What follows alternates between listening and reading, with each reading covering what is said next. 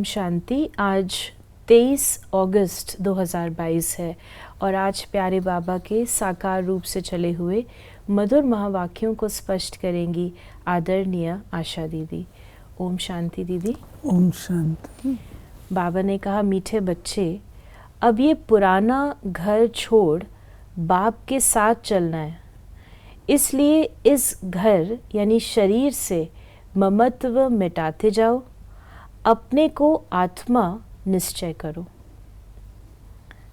Question है आज, देही अभिमानी बच्चों के मुख से कौन से शब्द नहीं निकलेंगे?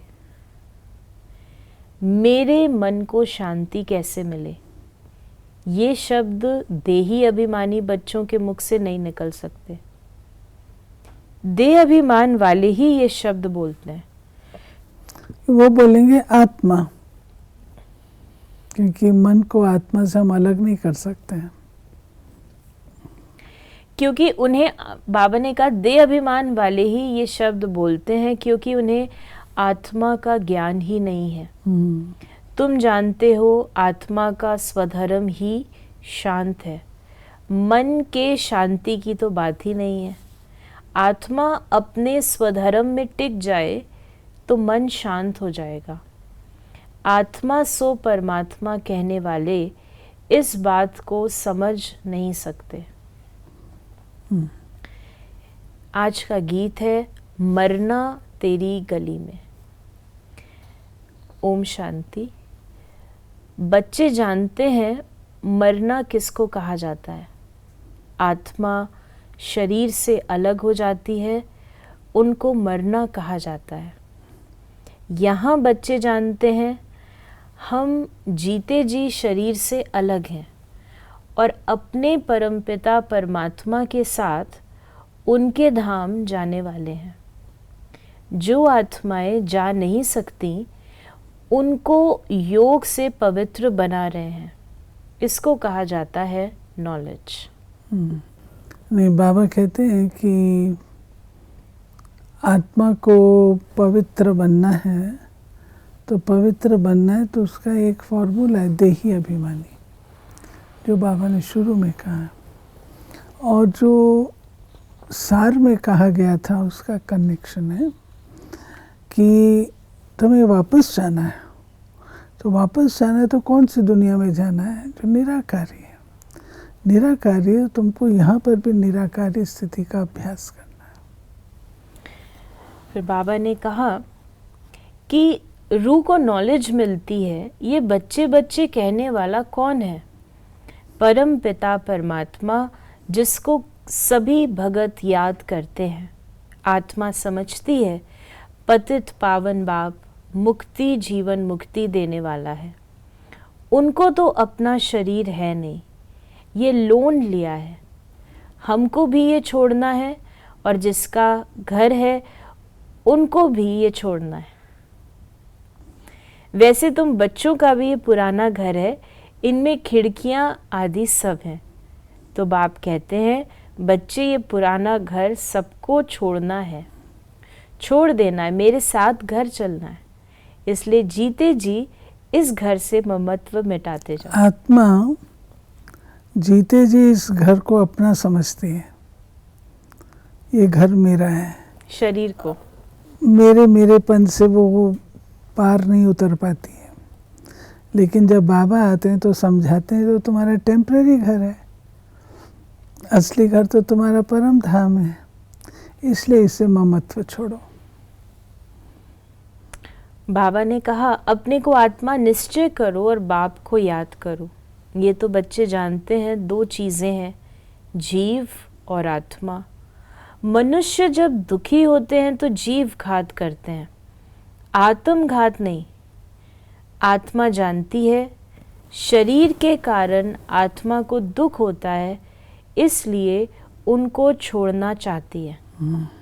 तुम्हारी आत्मा जानती है कि अभी हम दुख धाम में हैं, ये शरीर भी पुराना घर है। फिर बाबा ने कहा तुम जानते हो बाबा हमको शहंशाह बनाने आया हुआ है। जैसे राजाओं से महाराजाएं बड़े होते हैं ना, तो बाप कहते हैं तुमको राजाओं का राजा बनाया जाता है, तुम्हारी आत्मा जानती है ये पुराना घर छोड़ना है। आत्मा को पहले सतो प्रधान घर मिलता है। सतो प्रधान गुणवान आत्मा है तो शरीर भी ऐसे ही सतो प्रधान मिलता है। आत्मा समझती है कैसे हम आत्मा को घर मिलता है। ऊंच पवित्र आत्माओं को शरीर भी ऐसे ही मिलेगा। फिर बाबा ने हम बच्चों को कहा कि जब पावन बनाने वाला आए तब हम पावन बने। खुद कहते हैं बच्चे तुम याद करते थे, अब मैं आया हूँ। कल्प कल्प इस शरीर में आकर ये यज्ञ रचता हूँ। इनका नाम ब्रह्मा रखना पड़ता है, इनको अडॉप्ट किया जाता है। ये सृष्टि जब पतित बन जाती है तो पतित सृष्टि को पावन बनाने के लिए शिव बाबा को आना पड़ता है। पावन दुनिया की स्थापना करते हैं और पावन दुनिया की स्थापना करने हेतु तो हम बच्चों को यहाँ से इसका ममत्व तुड़वाते हैं। फिर बाबा ने कहा ये झाड़ जब नया है तब हम देवताएं ही रहते हैं, अभी तो पुराना हो गया है। इसमें सब गरीब हैं, पाई पैसे का व्यापार करते हैं। अभी तुम बच्चे ज्ञान रत्नों का व्यापार करते हो। बाप से रतन ले फिर औरों को देते हो। अब तुम्हारी श्रेष्ठ हीरे जैसी बुद्धि बनती है। तुम्हारा व्यापार ही है ज्ञान रत्नों का। ज्ञान रत्नों के बाद फिर वो रतन भी तुमको अतः मिलते हैं। तो बाबा ने कहा कि तुम अमृत वेले उठ ये ज्ञान रत्नों का धंधा करो।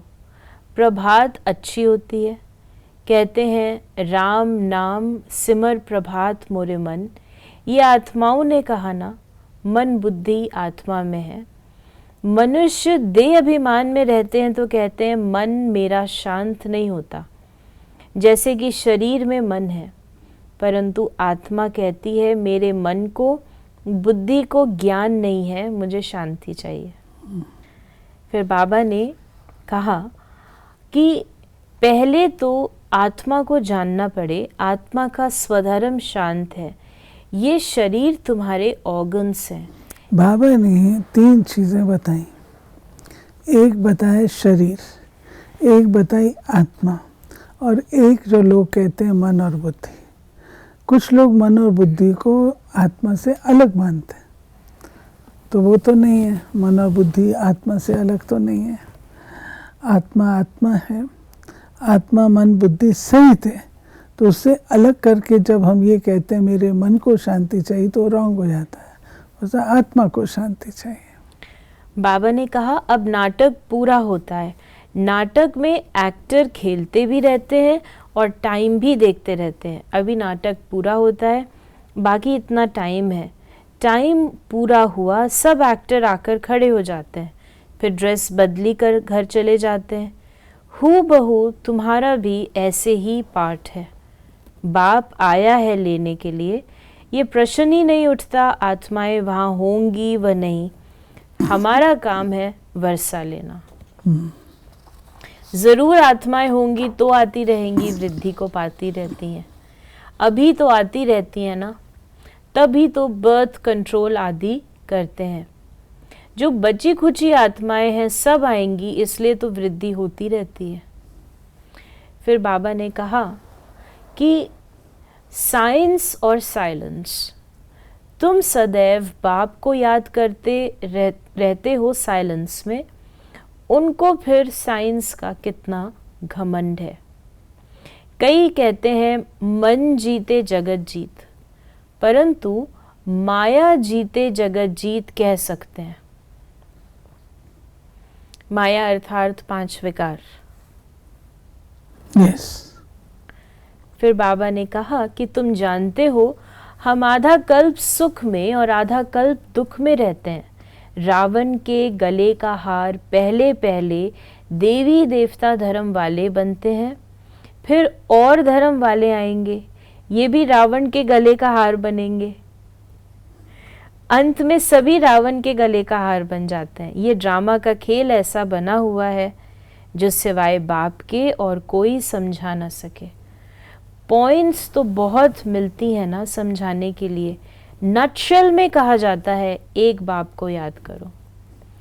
पतित दुनिया को पावन कैसे पावन बनाते हैं और फिर गले का हार पहले पहले कौन बनते हैं, ये बुद्धि में रहना चाहिए। बाबा ने आज रावण के गले का हार जो बताया, ये एक नई चीज़ है। रावण के गले का हार अर्थात रावण के समय से जो चीज़ें आरंभ होती हैं वो उसको समर्पित है। बाबा ने कहा कि लड़ाई तब लगेगी जब पढ़ाई पूरी हो जाए। अभी तो पढ़ाई चल रही है ना, बाबा को पढ़ाना है। ब्रह्मा द्वारा आदि सनातन देवी देवता धर्म की स्थापना हो रही है। फिर बाबा ने आज वरदान दिया, सदा उमंग उत्साह के पंखों द्वारा उड़ने और उड़ाने वाले मजबूत और अथक भव। बाप आत्माएं अनेक आत्माओं को उड़ाने के निमित्त हो, आप आत्माएं अनेक आत्माओं को उड़ाने के निमित्त हो, इसलिए उमंग उत्साह के पंख मजबूत हो। सदा इसी स्मृति में रहो कि हम ब्राह्मण बीके विश्व कल्याण के जवाबदार हैं, तो आलस्य और अलबेलापन स्वतः समाप्त हो जाएगा। कभी भी थकेंगे नहीं। जिसमें उमंग उत्साह होता है वो अथक होते हैं। वो अपने चेहरे और चलन से सदा औरों का भी उमंग उत्साह बढ़ाते हैं। और स्लोगन है, उमंग उत्साह में रहना ये ब्राह्मण जीवन की शान है, पहचान है। अगर ब्राह्मण जीवन है और उमंग उत्साह नहीं है तो जीवन क्या है। और स्लोगन है, बाप के संग का रंग लगा हुआ हो तो सब बुराइयां सहज ही परिवर्तन हो जाएंगी। तो ये थे बाबा के आज के मधुर महावाक्यों का स्पष्टीकरण। यदि आपके मन में कोई सवाल है तो मैसेज या व्हाट्सएप करें 8826599309 पर। ओम शांति।